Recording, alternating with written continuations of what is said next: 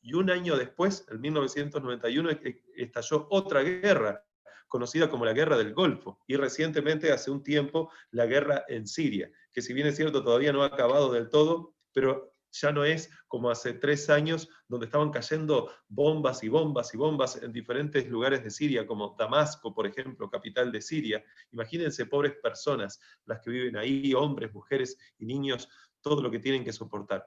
Pero ¿por qué razón, siendo de que la Biblia dice que estas cosas sucederían, parece que últimamente, cada vez que está por estallar una guerra, y sabemos que esta guerra si estalla, evidentemente ya no va a ser con balas comunes y corrientes, va a ser con bombas o con misiles como los estamos viendo, como vimos hoy en pantalla, o lo están viendo ustedes, y muy probablemente hay algunos temen con armas nucleares.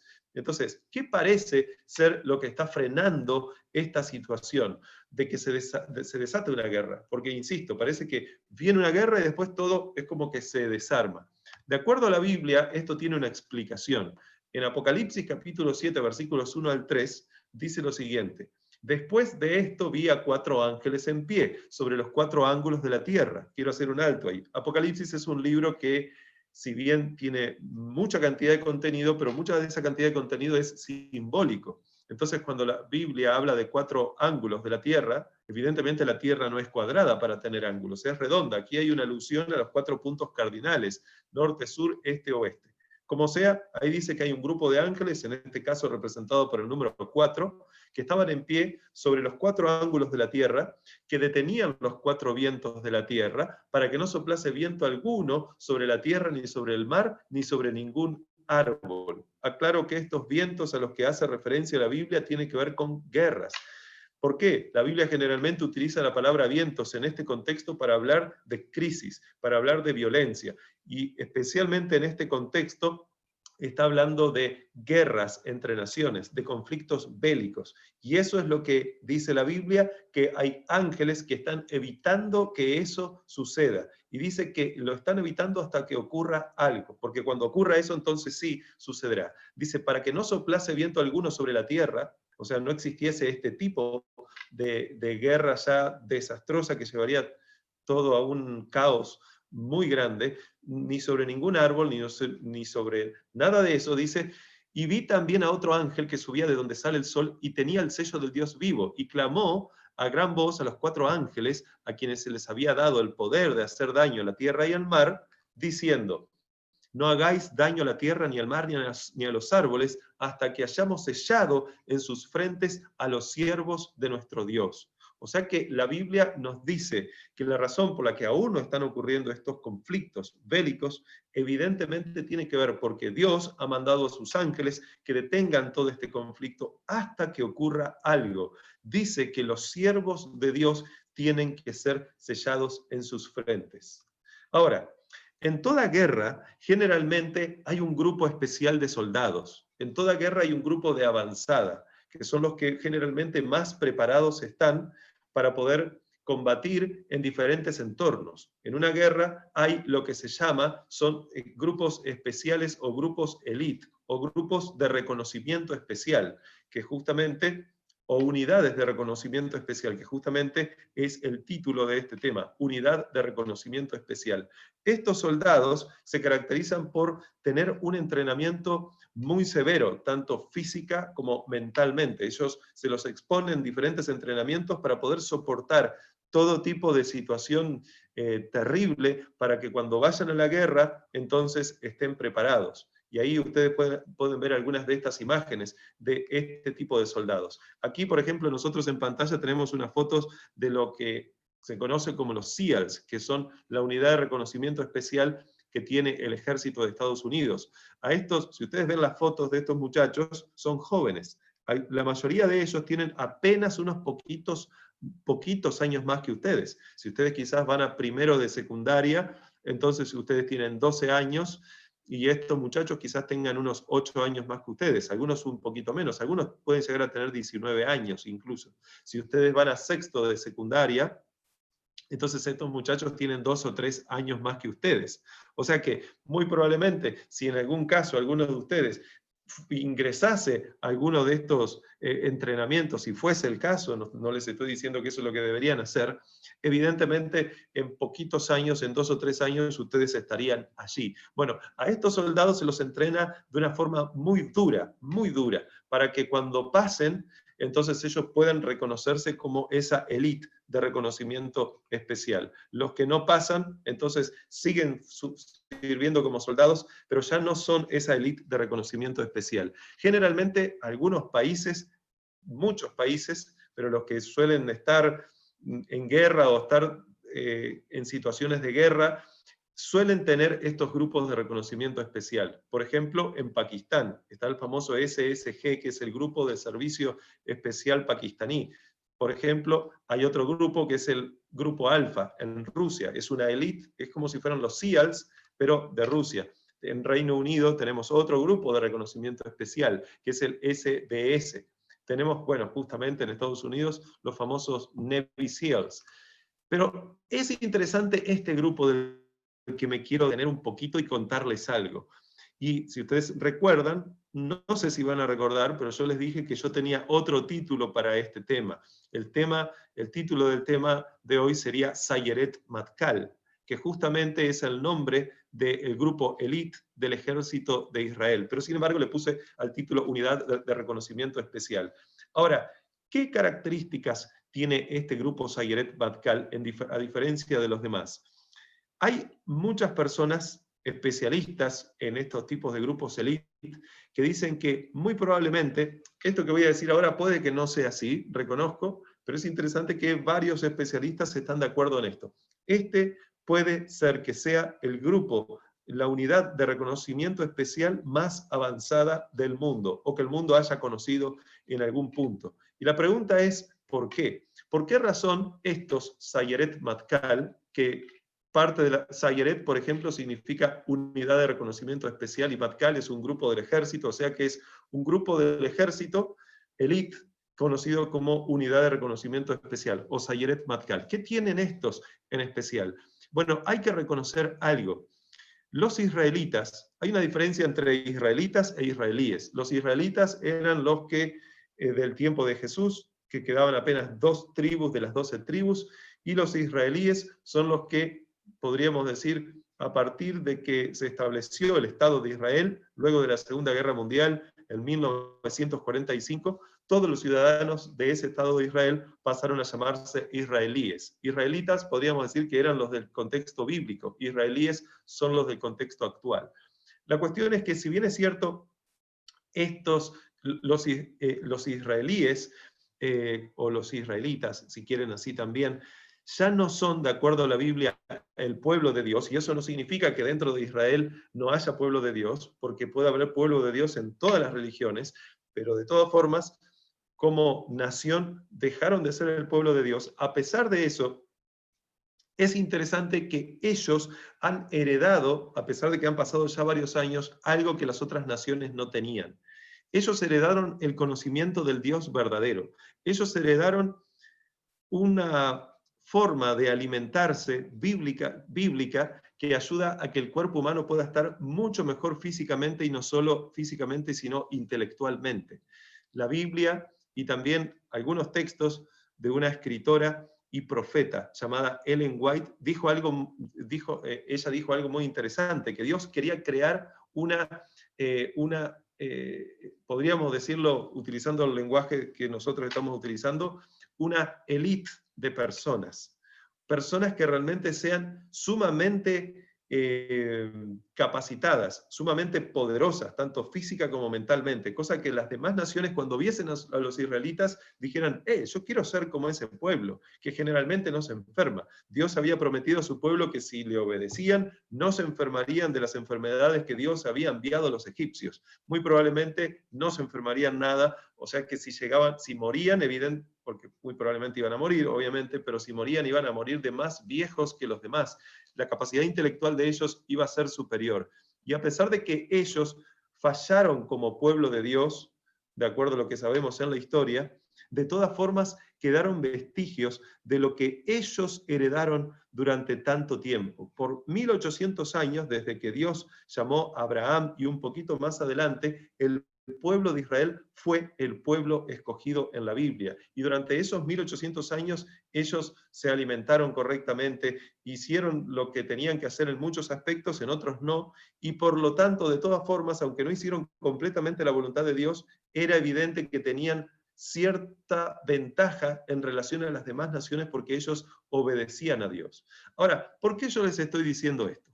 ¿Qué relación tiene con la Biblia? ¿Qué relación tiene con lo que estábamos diciendo antes? Fíjense, generalmente estos integrantes de los ejércitos y especialmente de las élites de avanzada o de las unidades de reconocimiento especial, de estas personas que están preparadas, suelen ser jóvenes. ¿Por qué suelen ser jóvenes? Muy jovencitos. Y hay jóvenes hombres, jóvenes mujeres también. ¿Por qué suelen ser muy jóvenes? Por la sencilla razón de que generalmente los jóvenes suelen tener mayor destreza, mayor resistencia física, y no solo eso, sino que mentalmente muchas veces pueden tolerar muchas más cosas. Estos jóvenes están dispuestos a ir a la guerra y dar su vida por la luz que tienen. Ellos están dispuestos a morir por una causa superior a ellos mismos. Ellos van a representar a su país.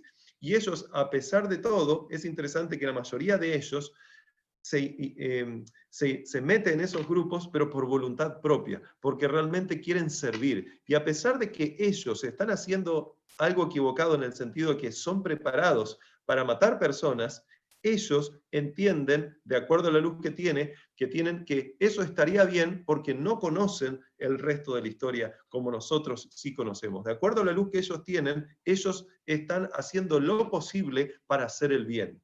Es interesante que ellos están dispuestos a, ustedes pueden ver ahí abajo en pantalla a la derecha, una solapa en un traje de un ejército, y van a ver un tridente dorado, que justamente es una insignia que se les otorga a los SEALs en Estados Unidos.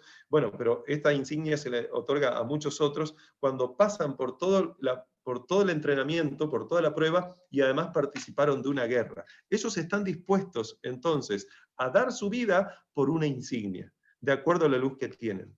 Ahora, ahí tengo la insignia un poquito más grande para que ustedes vean. ¿Por qué yo les estoy diciendo esto? Porque bíblicamente hablando, ¿sabían ustedes que Dios una vez, de forma muy clara, levantó un pueblo para que ese pueblo pueda ser una unidad de reconocimiento especial? Dentro de ese pueblo, el pueblo se conoce como un ejército de Dios, y ese pueblo era el pueblo de Israel. Y Dios lo sacó como un ejército, llevándolo de Egipto a un lugar que se conocía como Canaán. Pero lo interesante aquí es que Dios no solo llamó a Israel, sino que hizo algo que llamó la atención. Pidió que pudieran ir a ver una tierra, que era la tierra de Canaán, donde ellos iban a heredar, y en esa tierra tenían que entrar. Pero resulta que las personas tuvieron miedo de entrar y dijeron, bueno, mandemos a personas primero. Si ellos nos traen buenas noticias, entonces entramos. Y Dios dijo, hagan eso. Y Dios dijo lo siguiente, elijan a uno de cada tribu, a los mejores de cada tribu, a los 12 príncipes de cada tribu. A uno de cada tribu, en total eran 12. Entonces envió a los que se conocen como los 12 espías. Esta historia nosotros la podemos encontrar en Números, que no voy a proyectar en pantalla ahora los versículos en sí, así que los voy a leer desde aquí.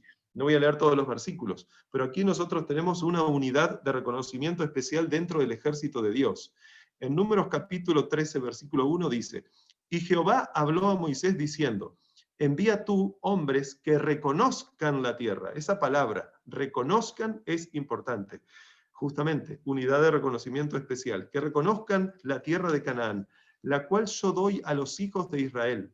De cada tribu de sus padres enviaréis un varón, cada uno príncipe entre ellos. Y entonces dice que Moisés los envió desde el desierto de Param, conforme a la palabra de Jehová, y todos ellos varones eran príncipes de los hijos de Israel. Y luego se menciona quiénes eran cada una de esas personas pertenecientes a las 12 tribus. Lo interesante es que cuando ellos entraron en la tierra de Canaán, se sorprendieron por muchas cosas.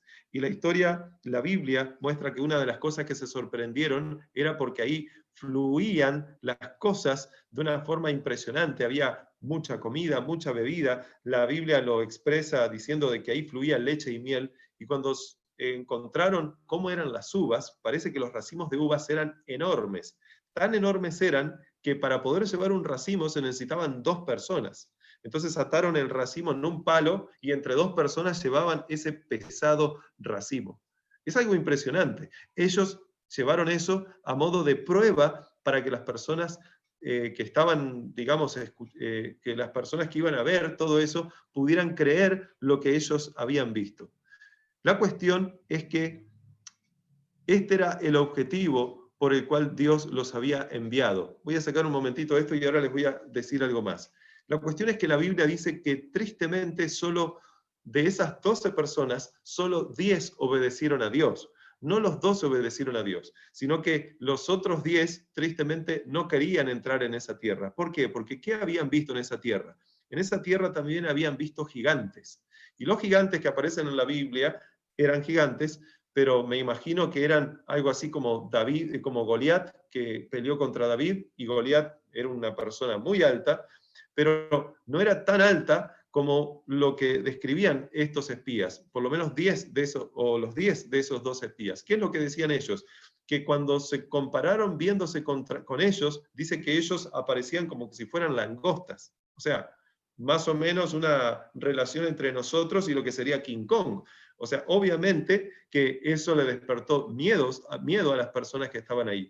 Pero la cuestión es que eso era una exageración. Ellos no estaban diciendo la verdad. Entonces lo que sucedió es que se levantaron 2 hombres de esos 12 espías que realmente querían hacer la voluntad de Dios, y sus nombres eran Josué y Caleb, que dijeron que, ¿cómo ustedes, que se supone son la élite, son la unidad de reconocimiento especial, están diciendo tal cosa? ¿No se supone fueron entrenados para confiar en Dios, para avanzar en el ejército de Jehová de los ejércitos? ¿Cómo es que ustedes les están transmitiendo estas cosas que además son falsas al pueblo de Dios, que lo único que hace es que el pueblo de Dios tenga miedo, y obviamente que no va a querer entrar a esa tierra donde se supone hay esos gigantes que ustedes describen? Pero asimismo estos 2 hombres dijeron, pero no temáis, porque nosotros estamos con Jehová de los ejércitos. Y aunque no voy a mostrar, leer ahora el versículo donde aparece esto en el capítulo 14, pero ellos dicen que tenían que avanzar y que ellos podían vencerlos, y figuradamente dice que los podían comer como que si los enemigos fueran pan. Entonces ellos dicen, tenemos que avanzar porque los podemos comer como si ellos fueran pan. La cuestión que aquí pasó lo siguiente. En resumen, este grupo de personas era una élite en Israel. Podríamos decir, era el Sayeret Matkal de ese momento, pero no de un ejército secular, un ejército humano, sino del ejército de Jehová de los ejércitos. Ellos eran 2 espías. Ellos tenían que reconocer la tierra donde estaban. Eran justamente esa unidad élite de reconocimiento. Ellos tenían que traer, por lo tanto, un informe verdadero. Eran ese grupo de avanzada que se tenían que meter en tierra desconocida para traer las buenas nuevas. Ellos tenían que dar buenas noticias, no tenían que dar malas noticias, porque antes incluso de ellos ingresar, Dios le había dicho a todo el Israel que ingresase. Incluso el pueblo de Israel no debería haber necesitado de 12 espías, pero como Dios fue bueno, les concedió ese pedido y dijo, ok, manden a esos 12, pero tienen que ser estas personas. O sea, manden a personas, pero tienen que ser estas que yo digo. La cuestión es que solo 2 dieron un informe verdadero, y eso fueron Josué y Caleb. Ahora, dicho eso, quiero mostrarles algo. Hace un tiempo, por allá, por el año 2013, estamos en el 2020, o sea que de eso ya pasaron 7 años, yo estaba estudiando en la Facultad de Teología de la Universidad Adventista del Plata, la famosa UAP, y resulta que en el tercer año de la carrera, así como ocurre en las otras facultades adventistas que hay a lo largo del mundo, donde hay que hacer una práctica, y había una materia que, si mal no recuerdo, se llamaba evangelismo público, donde teníamos que justamente poner en práctica aquellas cosas que estábamos aprendiendo. Entonces, había que hacer una campaña de evangelismo público. ¿Qué significa eso? Una organización de predicaciones durante algunas tardes o algunas noches, donde hay toda una movilización para llevarle la Biblia a las personas, tanto a sus hogares como traer a esas personas de sus hogares a lugares de reunión donde se estaban dando estas charlas. Y el lugar que me tocó ir es una ciudad pequeña aquí en Uruguay llamada Tarariras, que queda en el departamento de Colonia, y allí, bueno, ahí ustedes pueden ver en algunas imágenes de Google Maps, ahí abajo, donde ustedes ven como una pequeña plaza, donde hay un pino, ahí se ve un icono, es donde más o menos estaba ubicada la carpa que íbamos o iba a estar ubicada la carpa donde íbamos a hacer la campaña. Más o menos era ahí, en ese lugar en donde está esa esquina. Parece que Google Maps, Google sacó las fotos cuando había pasto. En el momento cuando yo fui era todo barro y tierra por todos lados. Entonces, bueno, ahí estuvimos varios estudiantes. Recuerdo que éramos nosotros 6 estudiantes de teología, que estábamos formándonos para ser pastores. Ahí en una foto tengo a 3 de ellos. El que está a la izquierda se llama Douglas, es un estadounidense. El que está en el medio se llama Alex, es de Colombia. Y el que está a la derecha es Daniel, que también era venezolano, pero también era estadounidense.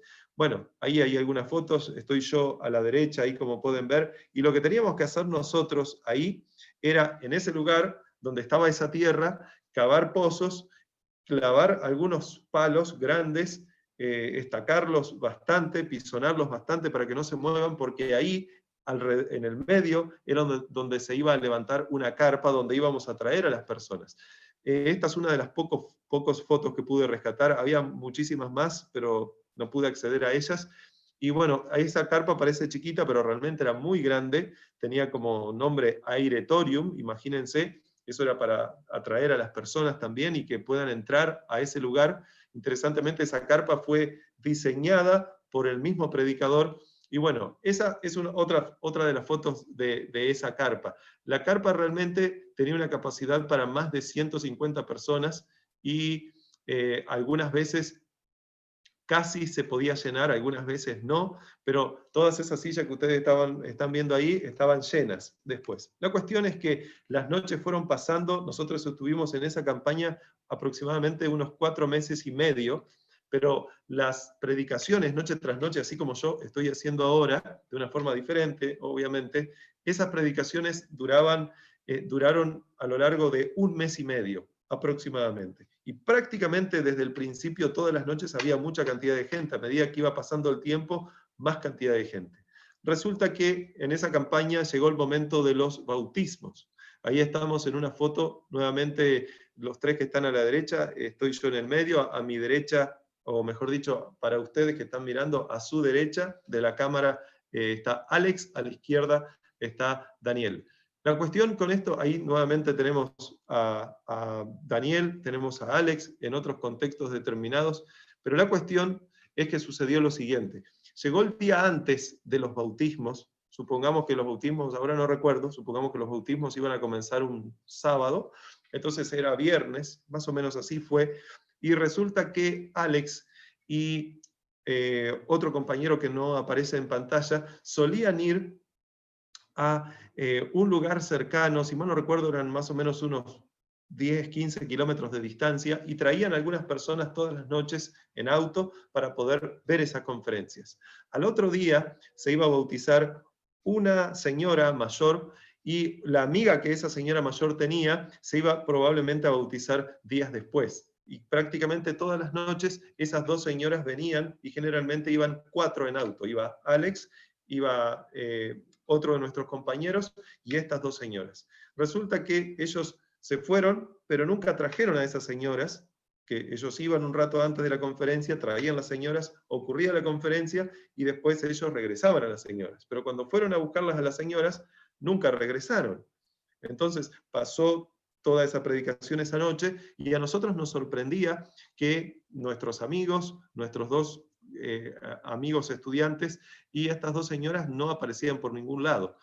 Resulta que entonces, después que terminó todo y la gente se fue para su casa, se acerca el pastor, recuerdo que en ese momento era el pastor Rubén Arn, seguramente ustedes no lo conocerán, son muy jovencitos, algunos quizás sí, él fue un evangelista muy conocido aquí en Sudamérica y sigue siéndolo.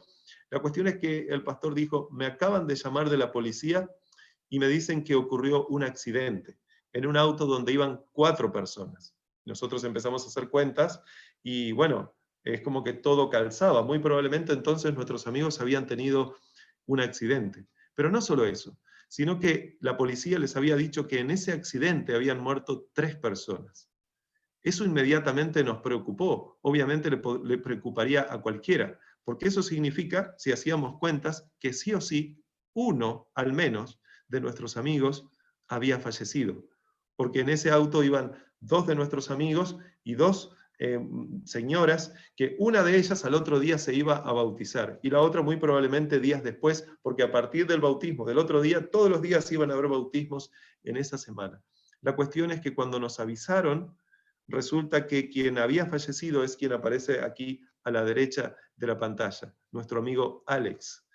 En ese momento, realmente fue algo muy fuerte para todos nosotros. Nosotros, como yo les dije al principio, éramos 6 estudiantes de teología que estábamos en esa campaña. Solamente quedamos 3 de ellos, que son los 3 que aparecen a la izquierda.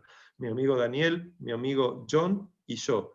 Los otros 3 no pudieron terminar la campaña y uno de ellos falleció, de esos 3, que es el que está a la derecha, que es Alex.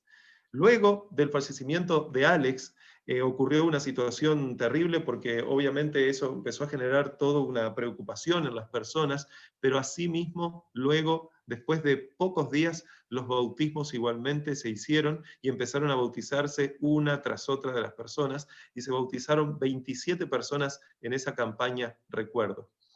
La cuestión es que varias de esas personas que se bautizaron fueron personas a las cuales Alex le daba estudios bíblicos. La Biblia enseña que Jesús se acercaba a las personas, trataba de suplir sus necesidades y entonces después decía, ven y sígueme. Elena de White dice exactamente lo mismo, porque ese era el carácter de Jesús. E interesantemente, Alex hacía eso. Él se hacía amigo de las familias y entonces trataba de enseñarles estudios bíblicos. Recuerdo esta familia que están ahí sentados, toda esta familia fueron personas que estudiaron la Biblia con Alex y toda esa familia se bautizó. La muchacha que aparece ahí vestida de verde, que aparece a la izquierda, fue alumna de este instituto, del Instituto Adventista del Plata, y dicho sea de paso, dio un testimonio muy poderoso de cómo Alex fue un instrumento poderoso en las manos de Dios para hacerle conocer al Altísimo. Tristemente, Alex no pudo ser testigo del bautismo de toda esta familia y de otras personas, a quienes yo luego seguí dándoles estudios bíblicos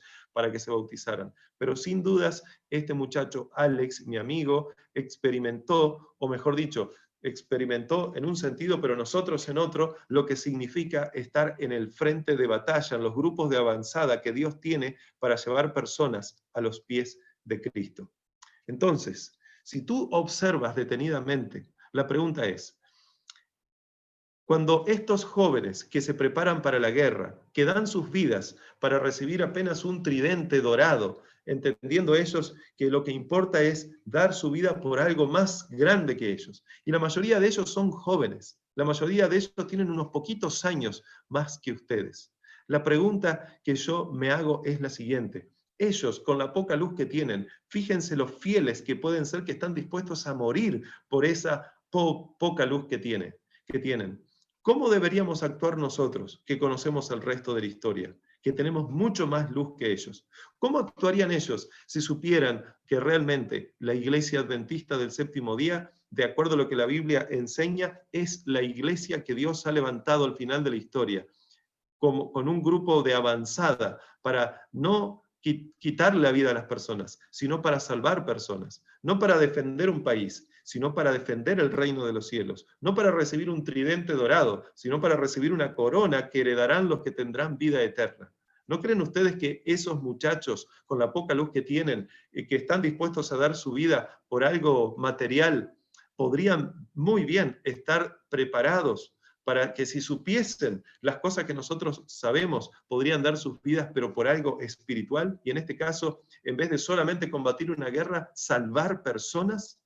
Evidentemente que sí. La pregunta es, nosotros que conocemos estas cosas, ¿haríamos lo que hacen estos muchachos? ¿Estaríamos dispuestos a dar la vida por aquello que es mucho más grande que nosotros, que no es aquello, es aquel, es una persona que nos envió a cada uno de nosotros a poder batallar en esta guerra, sabiendo de que nosotros nos enfrentamos con enemigos, con el mismo enemigo que hoy no permite que esta transmisión esté saliendo por Facebook, porque sabe, obviamente, que a pesar de que no haya muchas personas conectadas en vivo, este video puede llegar a muchas personas que necesitan escuchar de estas cosas porque no conocen. Quizás incluso este video pueda llegar a muchos soldados, como esos jóvenes que empiecen a reflexionar y a decir, ¿cómo me gustaría no pertenecer a esta élite, quizás a la que pertenezco hoy, sino a esa élite, a la élite vencedora, a la élite de Jehová de los ejércitos, a esa misma élite que Dios una vez hace tanto tiempo levantó, y a esa misma élite que Dios hoy en día está preparando. En la Biblia, esa élite final que culminará el trabajo de Dios tiene un nombre. Pero antes de eso quiero mencionarles que esa élite de Israel no es una élite terrenal, como ocurrió en el caso de Israel terrenal con 12 espías. No, en este caso es una élite del Israel espiritual, de un Israel que Dios está levantando de toda nación, tribu, lengua y pueblo, sacándolos de donde están muertos espiritualmente, para que puedan entrar en el pueblo de Dios, para que conozcan a Jesús y entonces tengan vida. Esa élite que Dios está levantando, al igual que tuvo el objetivo cuando levantó a esos 2 espías, tienen que reconocer las promesas de Dios. No tienen que tener miedo, tienen que avanzar a pesar de todo, porque son una élite de reconocimiento especial, y esa élite va a conocer y a creer en las promesas de Dios. Esa élite, de acuerdo a lo que se nos dice, darán un informe verdadero, no darán un informe falso, mostrarán a las personas quién es el verdadero Dios, qué características tiene ese Dios. Realmente serán testigos sinceros, verdaderos y no testigos falsos de lo que Dios puede hacer en el ser humano. Por lo tanto, esa élite que Dios está preparando y de la cual quiere que ustedes sean parte, son las personas, y muchos de ellos serán jóvenes. Y la idea es que todos ustedes pueden estar ahí, darán las buenas nuevas. Pero lo interesante es que la Biblia dice que los valientes serán pocos, porque así como hubo solamente de los 2 espías, solo 2 dijeron la verdad, de todo el pueblo de Dios, que Dios está levantando de todas las naciones, tristemente solo unos pocos se animarán a avanzar por el camino de Jehová de los ejércitos y mantenerse firmes, ser como estos soldados terrenales, que ellos equivocadamente están preparados para quitarle la vida a las personas. Dios nos está preparando a nosotros no para quitarle la vida a nadie, sino para poder ser instrumentos para salvarle la vida a esas personas. Pero esos soldados terrenales de todas formas son muy valientes. La pregunta es, ¿y nosotros, que se supone debemos ser no solo valientes terrenalmente, sino espiritualmente, lo estamos siendo? ¿Le estamos pidiendo a Dios que aumente nuestra fe para poder permanecer en Él como Él quiere? Ese grupo de personas es lo que se conoce como los 144.000. Un grupo de personas que justamente será de una forma especial esa élite de reconocimiento especial a través de la cual Dios va a darse a conocer al mundo entero, de acuerdo a lo que dice Apocalipsis 18.1.